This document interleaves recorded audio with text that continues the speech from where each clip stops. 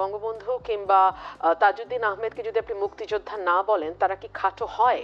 এটা তো আমাদের প্রশ্ন। তারা কি খাটো হন? বা সেই সময় ইতিহাস যাদের হাত দিয়ে রচিত হয়েছে, ইতিহাস যারা তৈরি করেছেন, বানিয়েছেন, ফর এক্সাম্পল 52 ভাষা আন্দোলন, অলি আহাদকে কেউ স্মরণ করে না, তাই বলে কি অলি আহাদ খাটো হয়ে যায়? যেতে তো পারে না, তাই না? তো যারা ইতিহাস তৈরি করেন তাদেরকে আপনি রাজনৈতিক কারণে কখনো দেবতা বানাবেন, ঈশ্বর বানাবেন, আবার রাজনৈতিক ফায়দা যখন শেষ হবে না তখন তাদেরকে আপনি ইবলিস বা শয়তান বানিয়ে দিবেন। এটা বাংলাদেশের রাজনীতি। আমার দুঃখটা যে জায়গায়, সেটা হচ্ছে মুক্তিযুদ্ধের রাজনৈতিক ব্যবহার আর বন্ধ হলো না নাজমুল ভাই। এই 15 বছর আমরা সরকার ওই কাজটা করছে। এক্স্যাক্টলি, আমি ওই জায়গাটাতে আসছিলাম। 15 বছর একটা রাজনৈতিক সরকার ছিল, সুতরাং সেই সরকারকে ক্রমাগত বয়ান তৈরি করতে হয়েছে। সেই সরকার ভোট ছাড়া ক্ষমতায় থাকবে, সেই থাকাটাকে ন্যায্যতা দিতে হয়তো তাকে অনেক বেশি ডিসইনফরমেশন, মিস ইনফরমেশনের সাহায্য নিতে হয়েছে।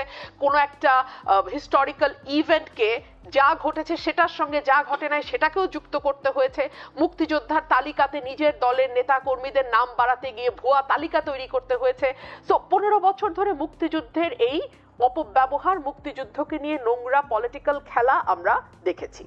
এখন শুরু হয়েছে অরাজনৈতিক সরকার। আপনি আমাকে বলেন, এই অরাজনৈতিক সরকারের সময় যখন দেশ নানান কারণে অস্থির, অস্থিতিশীল, টালমাটাল, আপনি রাজনৈতিক পরিস্থিতি, অর্থনৈতিক পরিস্থিতি, সামাজিক পরিস্থিতি, আইন শৃঙ্খলা পরিস্থিতি, একটা পরিস্থিতিও ইতিবাচক নয়, সেরকম একটি সময়ে আপনি কেন মুক্তিযুদ্ধ নিয়ে আবারও নতুন করে ময়দানে হাজির হলেন?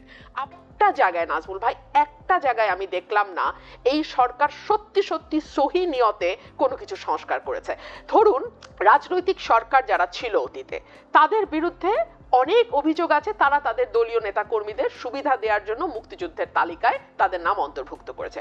আমরা দেখেছি রেজাউল করিম, যিনি এক্স সরকারের মিনিস্টার ছিলেন, তিনি 9 বছর বয়সে মুক্তিযোদ্ধা করেছেন, সেই তালিকাতেও তার নাম গেছে। মানে বাটপাড়ির চূড়ান্ত। যেহেতু কোনো দলীয় সরকার না, সে একটা সহি শুদ্ধ তালিকা তৈরি করতে পারতো, অ্যাটলিস্ট চেষ্টা করতে পারতো, অ্যাটলিস্ট কাজটা শুরু করতে পারতো।